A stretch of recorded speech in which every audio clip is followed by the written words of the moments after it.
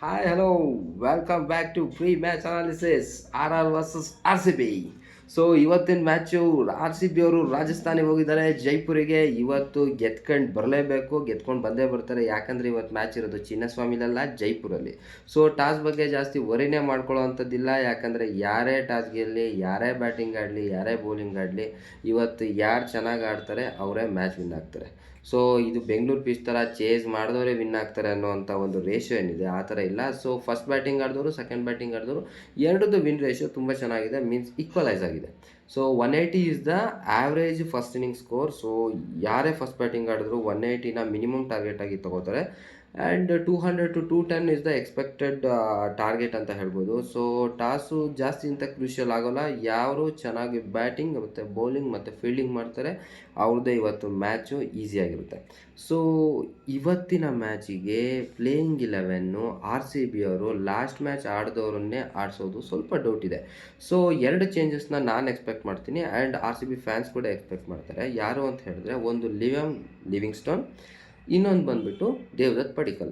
So ನಮ್ಮ ಕರ್ನಾಟಕದವ್ರು ಏನು ಅಂತ ಹೇಳಿದ್ರೆ, ಕರ್ನಾಟಕದವ್ರಿಗೆ ಚಾನ್ಸ್ ಕೊಡಿ ಅಂತ ಹೊಡೆದಾಡ್ತಿರ್ತಾರೆ. ಕೊಟ್ಟಾಗ ನಮ್ಮ ಕರ್ನಾಟಕದವರು ಚೆನ್ನಾಗಿ ಆಡಲ್ಲ. ಸೊ ಅದಕ್ಕೆ ಮೇನ್ ಎಕ್ಸಾಂಪಲ್ ಬಂದು ದೇವದತ್ ಪಡಿಕ್ಕಲ್. ಇವತ್ತಿನ ಒಂದು ಚೇಂಜಸ್ ನೋಡ್ತಾ ಇದ್ದರೆ ಅವ್ರ ಜಾಗಕ್ಕೆ ಸ್ವಸ್ತಿಕ್ ಬರಬಹುದು. ಬಂದರೆ ಅವರು ನಂಬರ್ 3 ಆಡಲ್ಲ. ಸೊ ಅವಾಗ ಪಟೀದರ್ ನಂಬರ್ 3 ಹೋಗಬೇಕಾಗುತ್ತೆ. ದೆನ್ ನಂಬರ್ 4 ಬರಬೇಕಾಗುತ್ತೆ ಬೇತಲ್, ಮೀನ್ಸ್ ಲಿವಿಂಗ್ಸ್ಟೋನ್ ಜಾಗಕ್ಕೆ ಬರ್ತಾ ಇರುವಂತಹ ಬೇತಲ್ ಬರಬೇಕಾಗುತ್ತೆ. ದೆನ್ ಅದಾದ ನಂತರನೇ ಬರಬೇಕಾಗುತ್ತೆ ಸ್ವಸ್ತಿಕ್ ಚಕಾರ್ ಅವರು. ಸೊ ಅವಾಗ ಮಿಡ್ಲ್ ಆರ್ಡರ್ ತುಂಬಾ ಸ್ಟ್ರಾಂಗ್ ಆಗುತ್ತೆ. ಇನ್ ಕೇಸ್ ಇಲ್ಲ ನಾವು ಇನ್ ಕೇಸ್ ಲಿವಿಂಗ್ಸ್ಟೋನ್ ಜಾಗಕ್ಕೆ ನಾವೇನೋ ರೊಮೆರೋ ಶಫರ್ಡ್ ಬರ್ತಾರೆ ಅಂತ ಹೇಳಿದ್ರೆ, ಅದರಲ್ಲೂ ಬ್ಯಾಟಿಂಗ್ ಆರ್ಡರ್ ತುಂಬಾ ಚೇಂಜಸ್ ಆಗುತ್ತೆ. ಸೊ ನನ್ನ ಎಕ್ಸ್ಪೆಕ್ಟೇಷನ್ ಏನಂತ ಹೇಳಿದ್ರೆ, ಲಿವಿಂಗ್ಸ್ಟೋನ್ ಕೂಡ ಸ್ಪಿನ್ ಮಾಡ್ತಾರೆ ಆ್ಯಂಡ್ ಬೆತಲ್ ಕೂಡ ಸ್ಪಿನ್ ಮಾಡ್ತಾರೆ. ಸೊ ಲೆಫ್ಟ್ ಹ್ಯಾಂಡ್ ಕಾಂಬಿನೇಷನ್ ಬಂದಾಗ ಪಡಿಕ್ಕಲ್ ಏನಾಗ್ತಾರೆ, ಲೆಫ್ಟ್ ಹ್ಯಾಂಡರ್ ಆಗ್ತಾರೆ. ಸೊ ಅವ್ರನ್ನ ಹೊರಗಡೆ ಇಡ್ಬೋದು. ಸೊ ಅವ್ರನ್ನ ಹೊರಗಡೆ ಇಟ್ಟು ಒಬ್ಬ ರೈಟ್ ಹ್ಯಾಂಡರ್ನ ಒಳಗೆ ತರ್ಬೋದು. ಸೊ ಸ್ವಸ್ತಿಕ್ ಚೇಕರನ್ನು ಒಳಗಡೆ ತರೋ ಚಾನ್ಸಸ್ ತುಂಬಾ ಇದೆ ಈ ಮ್ಯಾಚಲ್ಲಿ, ಪರ್ಟಿಕ್ಯುಲರ್ ಮ್ಯಾಚಲ್ಲಿ. ಸೊ ಇವತ್ತು ಆ ಚೇಂಜಸ್ ಮಾಡಿದ್ರೆ ಆರ್ ಸಿ ಬಿಗೆ ತುಂಬಾ ಹೆಲ್ಪ್ ಆಗುತ್ತೆ. ಬಿಕಾಸ್ ಇನ್ನೂ ನಿಯರ್ಲಿ 9 ಮ್ಯಾಚಸ್ ಇದೆ. ಸೊ ಅವಾಗ ಒಂದು ಬ್ಯಾಟಿಂಗ್ ಕಾಂಬಿನೇಷನ್ ಚೆನ್ನಾಗಿ ಮಾಡ್ಕೊಂಡು ಹೋಗ್ಬೋದು.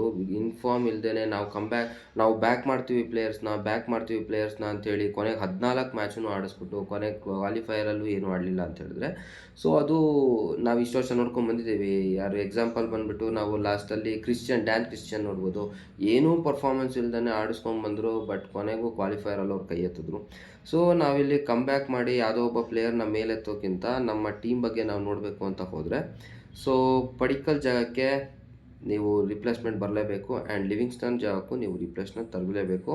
ಸೊ ಇವತ್ತು ಟೆನಿಕಾಸ್ಟ್ ಆರ್ ಸಿ ಬಿನೇ ಗೆಲ್ಲುತ್ತೆ, ಅದ್ರ ಬಗ್ಗೆ ನೋ ಡೌಟ್. ಬಟ್ ಸ್ವಲ್ಪ ಎಕ್ಸ್ಪೆರಿಮೆಂಟ್ಸ್ ಬಂದರೆ ತುಂಬಾ ಹೆಲ್ಪ್ ಆಗುತ್ತೆ.